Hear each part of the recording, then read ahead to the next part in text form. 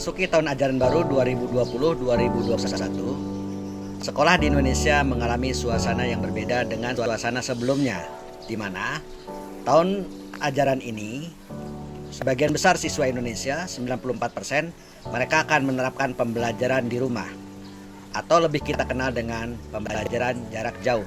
Untuk kali ini kita akan membahas tentang 7 prinsip-prinsip dasar dalam distance learning atau pembelajaran jarak jauh. Yang pertama yang akan kita bahas adalah siswa belajar, yang kedua tentang self-regulated learning, yang ketiga tentang tugas struktur, yang keempat tentang personalized learning, yang kelima tentang penyesuaian kurikulum, yang keenam tentang akuntabilitas tugas, dan yang terakhir tentang prinsip kehadiran.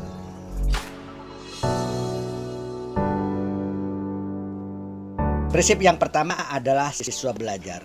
Maksud dari prinsip ini adalah bahwa dalam PJJ yang terpenting dan substantif adalah siswa mengalami proses belajar.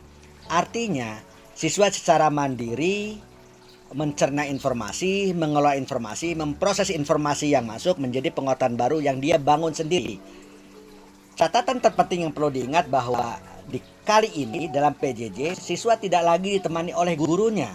Siswa ditemani oleh orang tuanya, di mana guru dan sekolah menyadari desain pembelajarannya ada faktor orang tua di sana, ada faktor internet di sana, ada faktor sumber belajar di sana, dan memastikan proses sumber belajar dan seluruh faktor-faktor tersebut membuat siswa belajar. Prinsip yang kedua yang kita sebut dengan self-regulated learning atau dikenal dengan SRL. SRL adalah kemampuan untuk memahami, mengontrol lingkungan belajar siswa, termasuk di dalamnya menentukan goal yang ingin dia capai, memonitor secara mandiri belajar mereka, mendorong secara mandiri supaya terus belajar, dan melakukan proses pembelajaran secara mandiri. Inilah substansi dari SRL.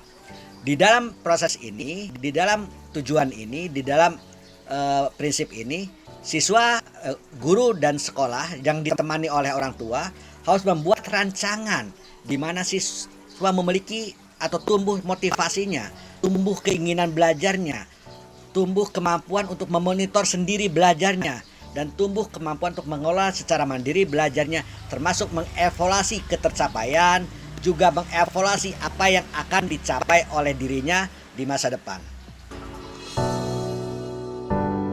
Prinsip yang ketiga adalah tugas struktur. Ini berkaitan erat dengan prinsip yang kedua tadi, di mana yang maksud dengan tugas struktur adalah siswa harus dapat mengikuti proses pembelajaran yang dirancang oleh guru, sehingga guru dituntut untuk dapat merancang sebuah kegiatan pembelajaran yang dapat memotivasi siswa, menumbuhkan siswa, tidak membuat siswa patah semangat, dan juga memperhatikan waktu yang dibutuhkan oleh siswa untuk belajar.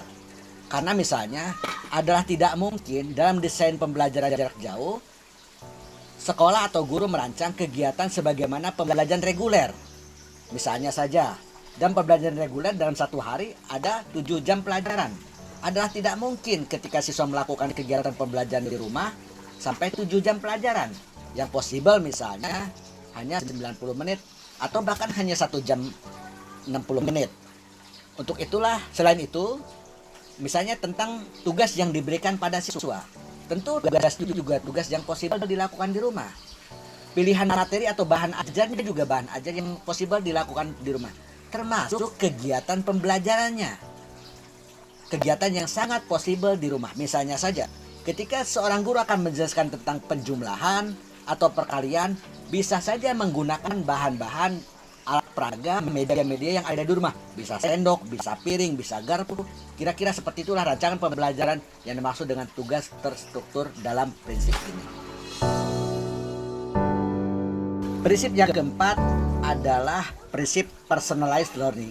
Ini sebenarnya proses runtutan dari prinsip ke-1, kedua, ketiga, dan yang keempat personalized. Apa itu personalized learning artinya? Artinya guru dan sekolah harus bisa merancang sebuah kegiatan pembelajaran yang spesifik dan unik dari setiap siswa. Kenapa? Karena siswa memiliki latar belakang yang berbeda. resources yang berbeda, ada siswa yang punya internet lancar, ada yang tidak. Kemampuan dasar yang berbeda, di mana mereka anugerahkan kemampuan dan minat masing-masing yang berbeda. Ada orang tua juga yang berbeda, di mana ada orang tuanya yang sibuk sampai malam karena pekerjaannya, ada juga orang tua yang di rumah saja. Juga bahan-bahan belajar seperti bukunya dan sebagainya. Untuk itulah maka sekolah dan guru harus bisa merancang sebuah kegiatan pembelajaran, juga membuat target pembelajaran yang relevan dengan kondisi individual siswa. Sebenarnya konsep personalized learning aslinya bisa diterapkan di sekolah dalam pembelajaran reguler. Tetapi dengan PJJ atau pembelajaran jauh, guru sangat bisa mengimplementasikan ini. Bahkan misalnya, sebutlah secara teknis guru menjelaskan dalam Zoom meeting tentang sebuah konsep. Selanjutnya, secara personalized, guru bisa keep in touch dengan siswa melalui WA, komunikasi japri lewat WA, atau lewat inboxnya Facebook, atau bahkan lewat Instagram dengan DM-nya dan sebagainya.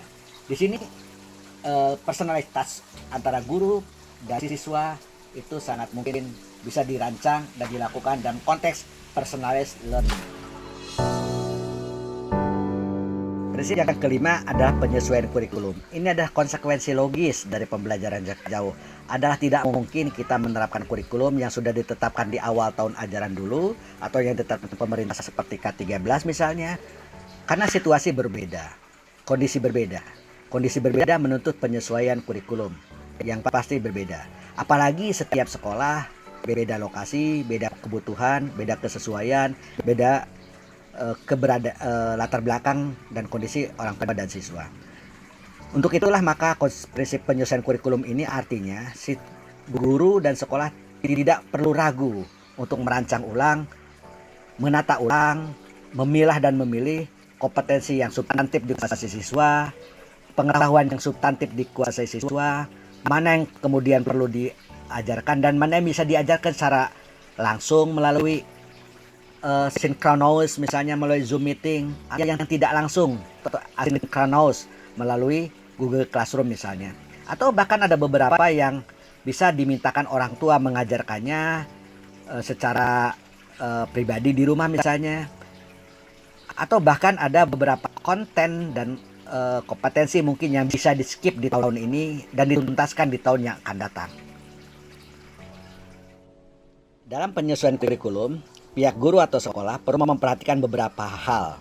Yang pertama, scope atau ruang lingkupnya. Yang kedua, sekuensial atau tata urutan. Yang ketiga, kontinuitas atau keberlanjutan antara materi satu dengan materi yang lainnya, atau materi setelahnya, antara satu kompetensi dengan kompetensi selanjutnya atau kompetensi setelahnya. Yang keempat, integrasi, keterpaduan antara satu kompetensi dengan kompetensi yang sejajar, dengan misalnya matematika dengan bahasa, dengan sains, dengan sosial, dan seterusnya. Dan yang kelima, balancing atau keseimbangan. Poin penting yang juga sangat penting dalam PJJ, pembelajaran jarak jauh, prinsip ini ada prinsip yang keenam ini, yaitu akuntabilitas.